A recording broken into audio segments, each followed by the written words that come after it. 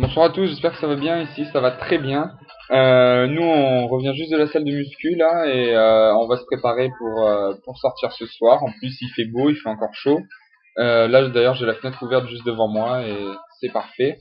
Donc ce soir, je crois petite soirée Erasmus, enfin grosse soirée Erasmus avec un karaoké dans un bar, je crois. Puis après, en centre-ville et tout ça dans tous les bars. Enfin, ça va être marrant avec tous les Erasmus de faire ça. À part ça, bon, la journée, après avoir fini le cahier des charges hier, aujourd'hui on a commencé donc à chercher les solutions pour notre projet. Donc bon, on s'est levé super tôt hein, ce matin. Enfin, on s'est levé super tôt pour les Espagnols. On s'est levé vers vers 7h, 7h30. Et on était là-bas vers 8h30, 9h, enfin vraiment tôt quoi. Alors qu'on n'a pas de contraintes horaires, ça fait vraiment tôt. Euh, donc on a commencé à travailler. Et en fait, bon, la matinée c'était un peu compliqué parce que Bastien avait cours d'espagnol lui, parce qu'on a décidé de prendre des cours d'espagnol. Bon moi, je suis en niveau 1. Je suis dans le deuxième groupe des niveaux A1. Bastien lui est dans le niveau A2, le niveau juste au-dessus de moi, donc ça va mieux pour lui. À part ça, donc ouais, on a commencé à faire les recherches de solutions. On a presque défini comment on va fabriquer notre moteur, quelle sorte de moteur on va utiliser, tout ça.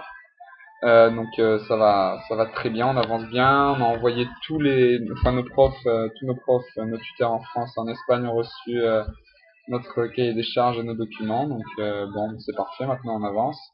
Après bon, dans l'après-midi, voilà, hein, comme je l'ai dit, là on revient de la muscu. Bon, ça fait déjà 1 heure qu'on est revenu de la muscu, mais dans l'après-midi, on allait manger. En fait, on a rencontré une Française qui était là depuis 3 semaines et qui avait pas encore parlé, qui avait pas encore rencontré de Français.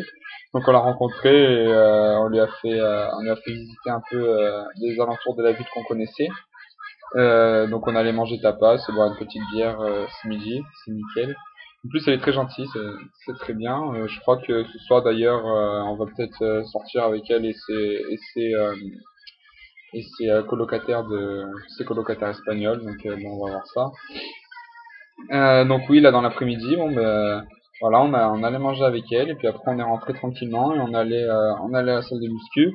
Salle de muscu incroyable, hein. Franchement, dehors tous les bâtiments sont vieux et tout, mais en rentrant dans la salle de muscu, on pourrait être dans notre monde, hein.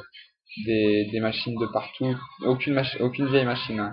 Toutes des machines neuves de partout, des écrans de partout, des télés de partout, des gens de partout. Les entrées, c'est des portiques tournants, des énormes portiques tournants comme pour aller dans les stades de foot ou des choses comme ça, et on doit passer son doigt sur un scan afin de déverrouiller le portique pour pouvoir rentrer.